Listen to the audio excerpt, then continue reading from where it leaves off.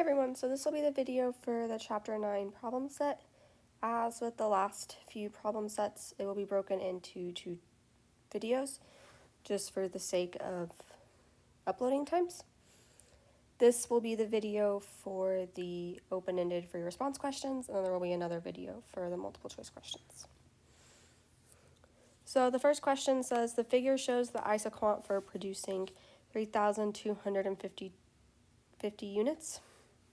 First, an isoquant is showing all of the different ways that can be used on this curve to produce 3,250 units. So all combinations produce the same amount of output.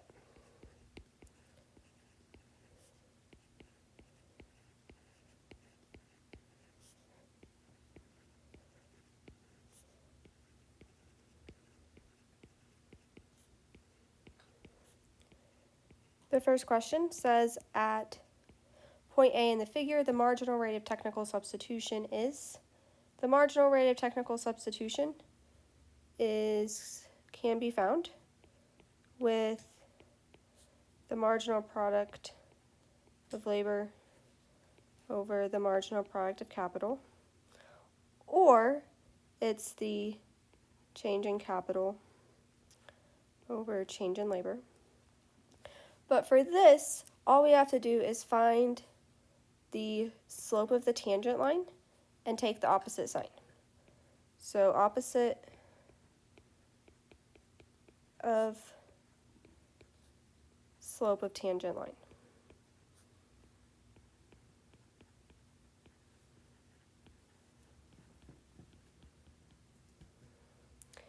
So to find that means we're going to find the slope of this line that is highlighted in red.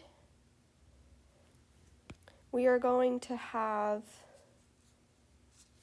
m equals 60 minus 0 over 0 minus 1200, which is going to give us 60 over negative 1200, which is going to be negative 0.05. You take the opposite sign of that, so you take, it's a negative of a negative, so it becomes a positive 0.05. At point A, where our green dot is, decreasing labor usage by 10 units requires that the manager either increase or decrease capital usage by approximately blank units to keep the level of production the same. So we are going to use our marginal rate of technical substitution formula. So we know that MRTS is equal to change in K over change in L. So we're going to have 0.05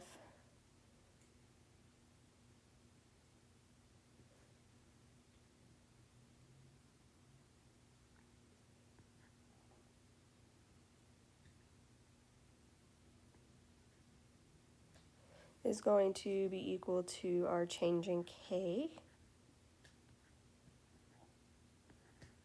over our change in L, and we are decreasing labor by 10 units, so it's going to be a negative change in K over negative 10. Those negatives cancel out, so to get the change in K by itself, we're going to have 10 times 0.05, which is going to be 0.5. And since it's positive, they are going to increase.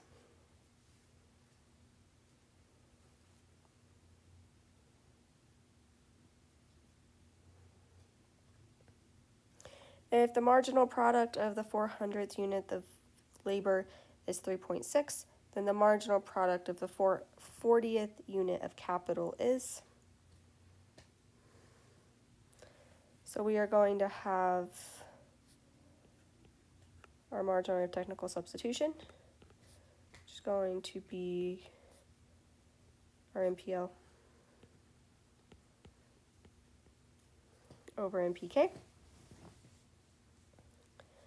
We already know this is 0.05. We're told that it's 3.6.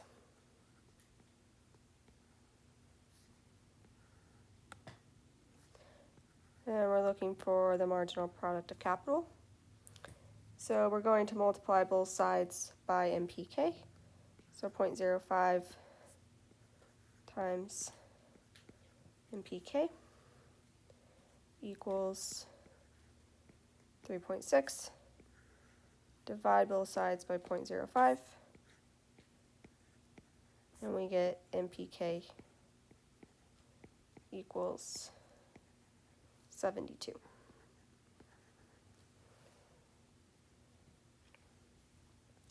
So the second question says the price of labor is $45 per unit. Use the isocost curve to the side to answer these questions. On an isocost curve, we know that all points cost the same.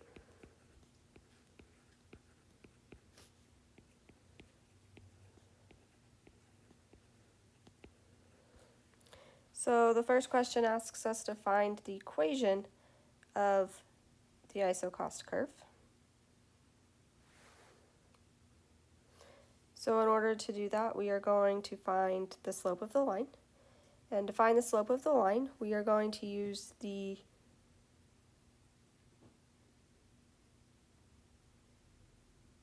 two intercepts. And this intercept is 140, because each of them is going up by 20. And this intercept is 1400, because each line is 100. So to find our M, we are going to have 140 minus 0 over 0 minus 1400. So 140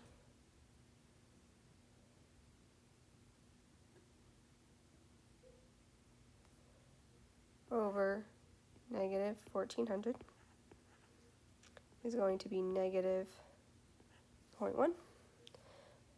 So our y equals mx plus b, that's the form this is going to take.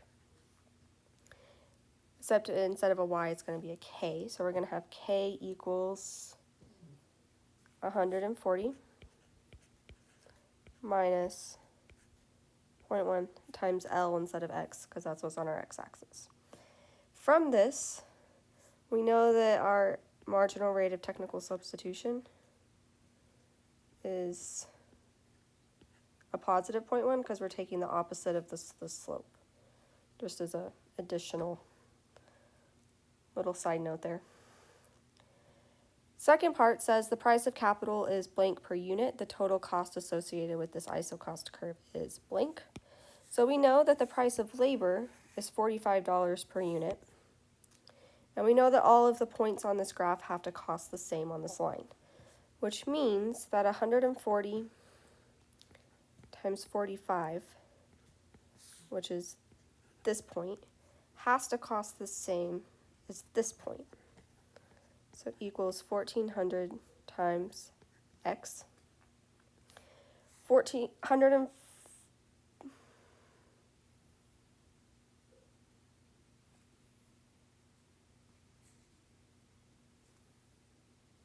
oh wait, I'm so sorry guys.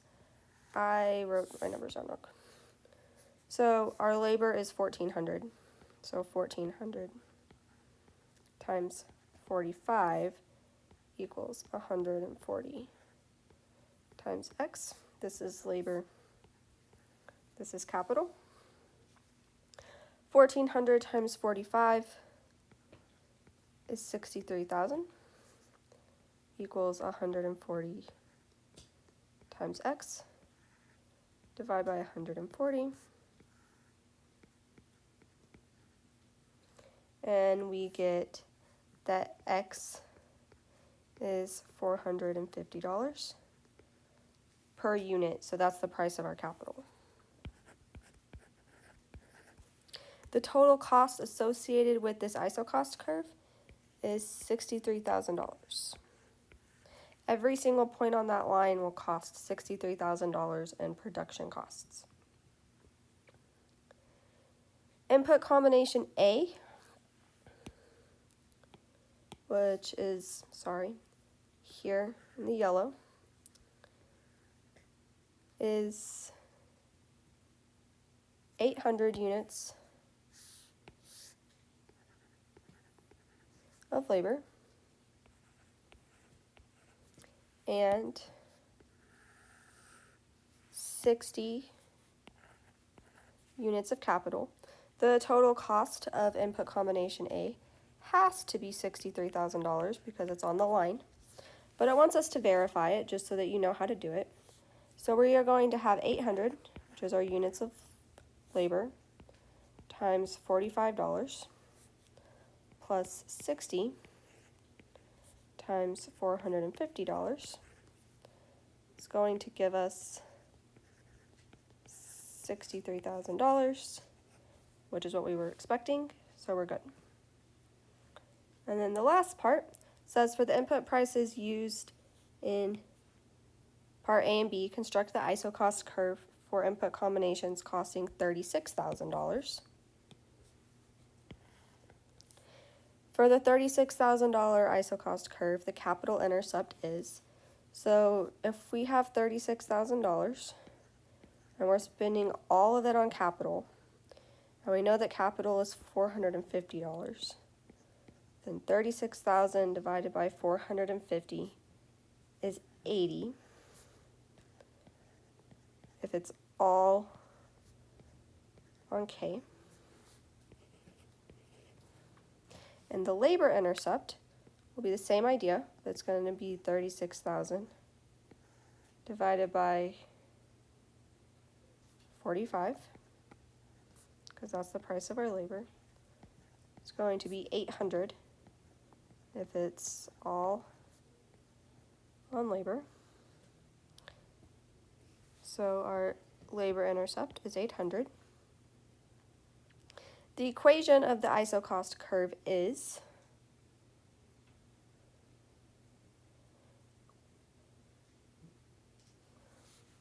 K equals 80 minus 0.1 L. Our 0.1 is going to come from the exact same formula we used earlier. If 60 units of labor are employed, if 60 units of capital are employed, then blank units of labor can be employed for the total cost. So we're going to have 60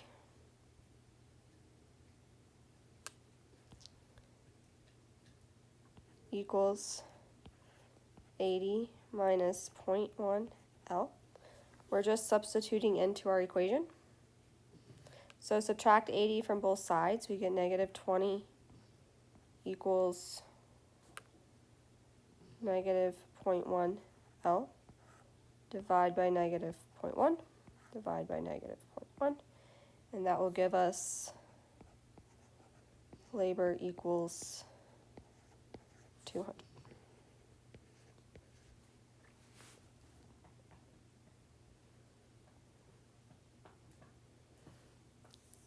Next one says in the accompanying figure, capital costs $225 per unit. A manager wants to produce 800 units of output. Answer the following questions. So first, it wants to know the price of labor. So we are going to choose an isocost line where we have both intercepts, and the isocost line where we have both intercepts is right here. So we have, I'm going to put a little A by this so we can keep track.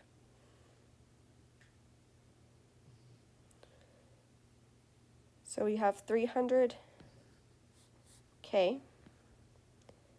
equals 900L. And we know that capital costs $225, so it's going to be 300 times 225 equals 900 times x, which is going to be 67,500 equals 900 x. Divide by that and we get x equals 75. I know I'm going to run out of space, so trying to write small. So the price of labor is $75 per unit. The total cost of producing 800 units with input combination A. So input combination A is right here.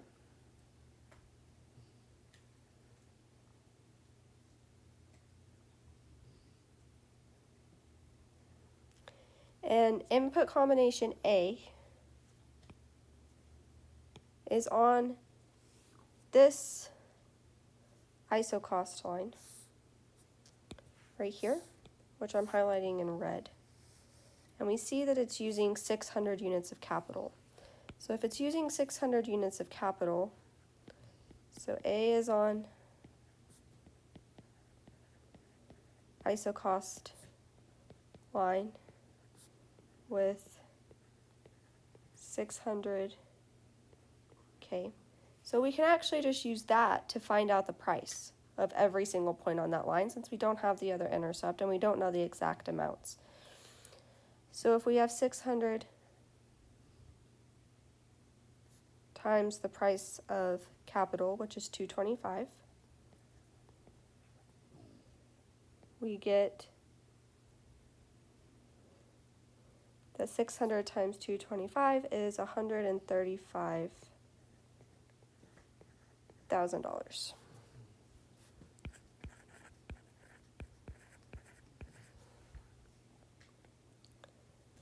At point A, the marginal rate of technical substitution is less than or greater than or equal to the input price ratio W over R. So at A,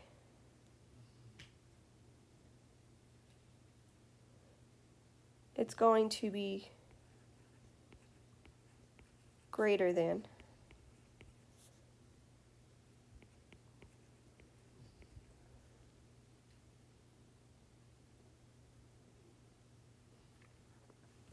moving from A to B, and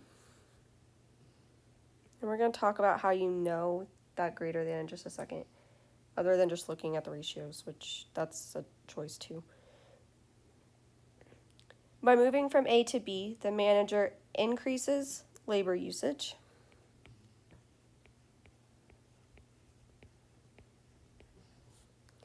and decreases capital usage.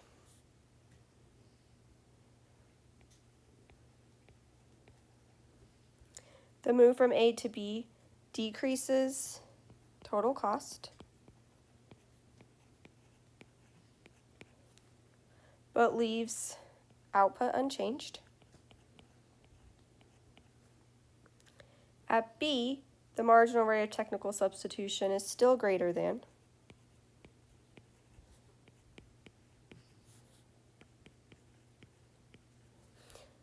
the input price ratio, and the total cost of producing 800 units using input B is. So point B is on an isocost line with 500 units of capital.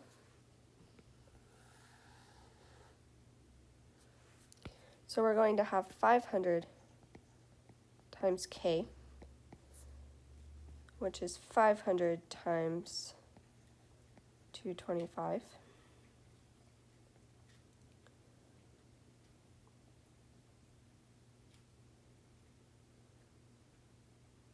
Which is going to give us 112,500.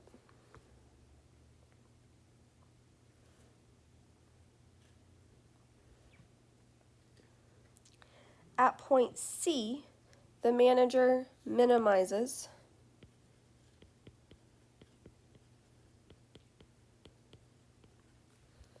the total cost of producing 800 units of output, and the marginal rate of technical substitution is equal to the input price ratio. When they only intersect, like just barely touch and move on,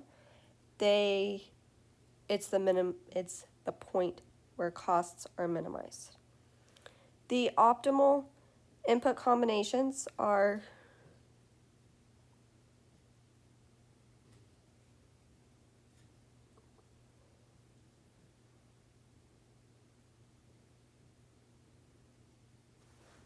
so in order to find this point right here, we're going to need to write the equation of this line. So for C,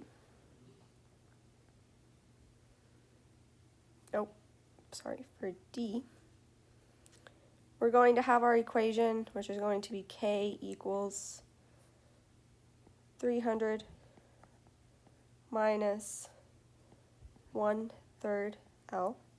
And we got that 1/3 because it's 300 minus 0 over 0 minus 900, which is negative 1/3, which is the slope of our line.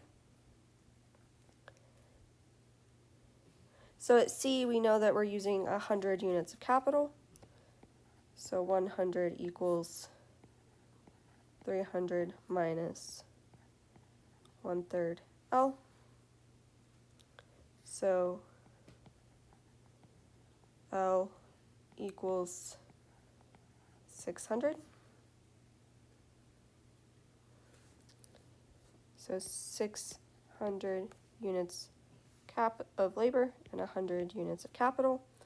The minimum total cost for which this can be produced is 300 times 225, which is 67,500.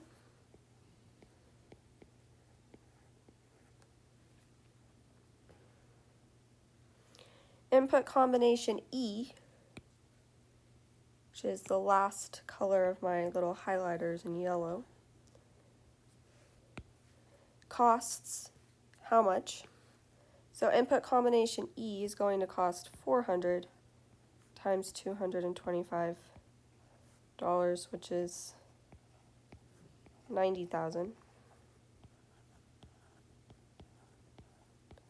And the reason they're not going to choose E is because it's not on our isoquant line. So it's going to be producing more than we want to be producing, and it's going to cost more. So not producing 800 units. Up here for A and B, when we are comparing to this 1/3. So we have the marginal rate of technical substitution of 1/3 is greater than the price ratio of 75 over 225. And again, it's going to be greater than the price ratio of 75 over 225 for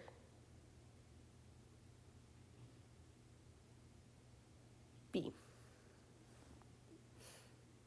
But on a future slide, actually the next slide, I'm going to talk about an easier way, in my opinion, of thinking about it, because it makes more sense in my head than this way.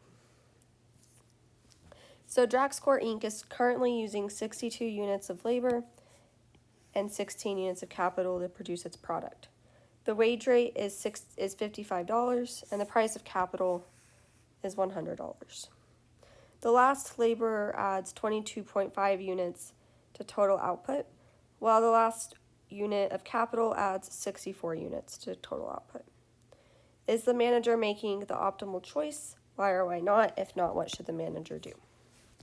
So first, we know that we have 62 units of L.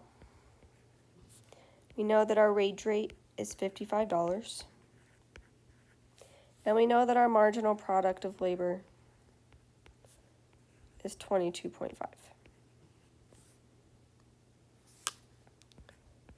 So 16 over K. We know that our rental rate is $100. And we know that our marginal product of capital is $64. Then using this, we can figure out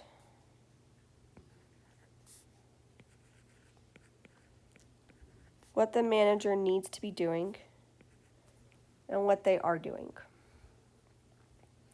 So the goal is that the marginal product of labor over the marginal product of capital is equal to W over R. So all we did is cross multiply so that we could have the marginal product of labor over W and the marginal product of capital over R. And there's three options. One, they're equal. And if they're equal, you're at the optimum point.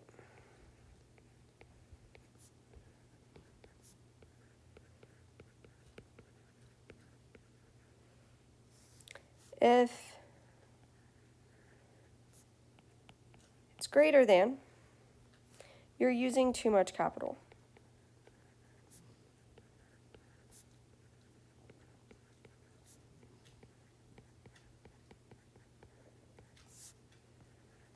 If it's less than, you're using too much labor.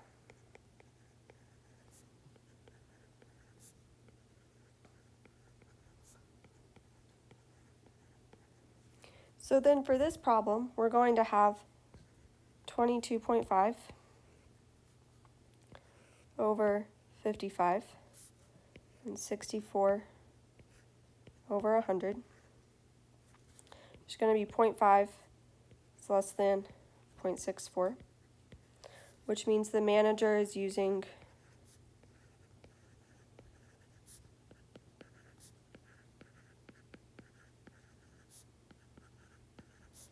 too much labor. Should decrease L.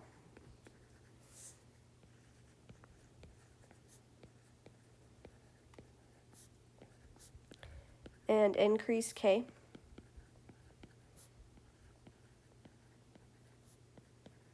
Until the ratio is equal.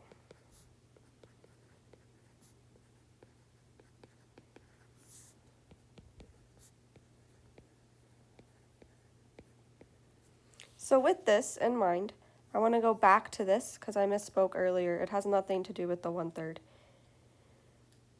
The 1/3 is what we're using for this equation down here for D.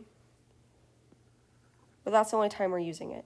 The only way that we know that it's greater than on B and right here on A is that we are using too much capital. When the goal is that the lines are tangent. So we know that right here, we're using far too much capital compared to down here. So it has to be greater than, which is why we, on A and on B, we said that the marginal rate of technical substitution is greater than our price ratio, even though we don't have all of the information. I apologize for misspeaking, got ahead of myself. If you have any questions, let me know. In terms of what I would focus on from these, it would be this, because this can get you pretty much all of your comparisons. And then knowing that your marginal rate of technical substitution is marginal product of labor over marginal product of capital, or change in capital over change in labor.